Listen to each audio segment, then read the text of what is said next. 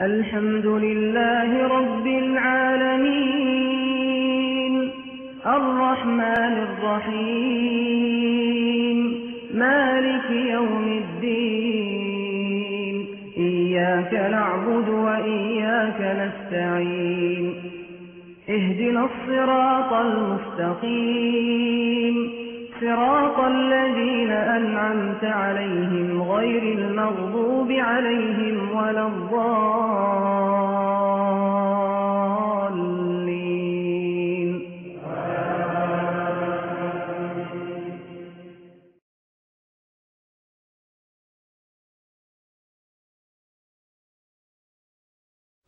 Louange à Dieu, Seigneur des mondes. Paix et bénédiction soient sur tous ses prophètes et sur Mohammed, le dernier, le sceau de la prophétie. Avant de donner cet exposé, j'aimerais vous informer que mon cheminement pour trouver l'islam était que je ne trouvais pas la paix dans l'Église et aussi je ne comprenais pas pourquoi Dieu est unique et son messager Jésus, la paix soit sur lui, était aussi unique. Pourquoi il y avait tant d'églises différentes qui toutes prétendaient être dans la vérité? C'est ce qui m'a fait découvrir l'islam. Or, mon cousin, qui était dans une tarika soufie, m'avait dit que je devais essayer d'accomplir la prière musulmane et que peut-être je trouverais la paix dans cette prière plutôt qu'à l'église. Mais on m'avait aussi appris que toutes les religions étaient justes. Or, à cause de cela, pendant 7 années, j'ai pratiqué la prière musulmane à la maison et je continuais de fréquenter l'église protestante, puis ensuite l'église catholique. Et même j'avais été 3 ans, chaque week-end, dans le monastère du mont Athos, le monastère de Saint-Maurice en Valais, et j'avais même fait un voyage jusqu'au mont Athos, où j'étais resté une dizaine de jours, puis de là en Grèce, où se trouve le mont Athos, j'avais été en Turquie, et c'est là que j'avais vu la première mosquée, qui était donc la mosquée bleue, et j'avais été émerveillé par cette mosquée. Et quand je suis revenu en Suisse, j'ai continué d'aller à l'église parce qu'à l'époque, c'est-à-dire il y a une 40aine d'années, il n'y avait aucune mosquée ici dans ce pays, ni même un centre islamique. Donc voilà mon cheminement, et ce que j'aimerais faire éviter à ceux qui m'écoutent, c'est de chercher vainement et de perdre leur temps à gauche et à droite et d'aller directement au but, car celui qui cherche n'est pas comme celui qui a trouvé la vérité. Je voudrais commencer cet exposé par un verset du Coran que je vais lire en arabe et que je donnerai la traduction ensuite.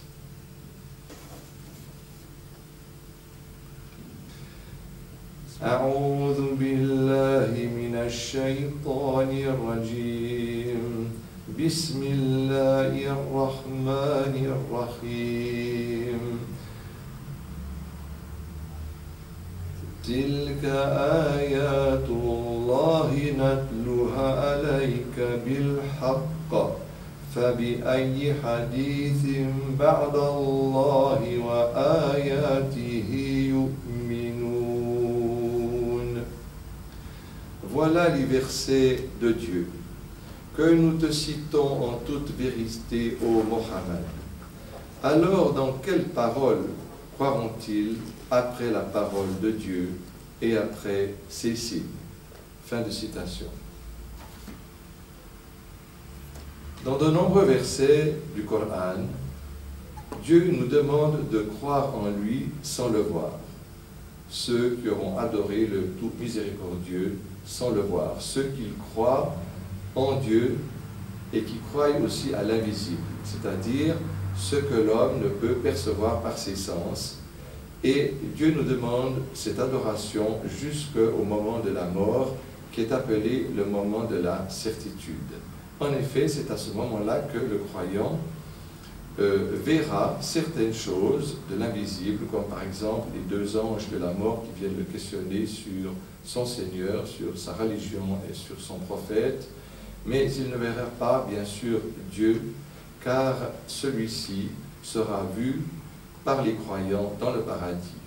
Donc lui sera dévoilé certaines choses de l'invisible. Cependant, Dieu nous a laissés pour nous guider. C'est là le mérite de la foi, justement, de croire sans voir.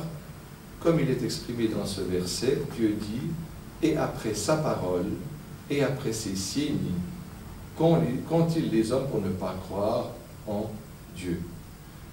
Donc l'importance de la parole de Dieu est mentionnée dans ce verset. Dans un autre verset, de la fin de la sourate la Génisse, Dieu dit ceci: le prophète, les croyants, tous ont cru en Dieu, en ses anges, en ses livres et en ses messagers. Ils ont dit, nous ne faisons aucune différence entre ces messagers, c'est-à-dire nous croyons en tous sans priver un de la prophétie, et nous avons entendu et nous avons obéi. Nous voyons donc que là, Dieu demande aux croyants de croire à tous les livres révélés. Or, quand Dieu dit dans la Bible que nous devons croire, quand Dieu dit dans le Coran que nous devons croire en tous les livres, cela ne signifie pas que nous devons croire en la Bible, parce que ce mot n'est pas mentionné dans le Coran. Le mot Bible signifie livre, biblos en grec, qui signifie donc une pluralité de livres. Par contre, Dieu a mentionné dans le Coran les rouleaux d'Abraham, la Torah de Moïse, les psaumes de David, l'évangile de Jésus et le dernier, le Coran. Cependant, Dieu nous demande de croire en ces livres lorsqu'ils sont descendus dans leur langue révélée et dans leur version originale, ce qui n'est pas le cas aujourd'hui.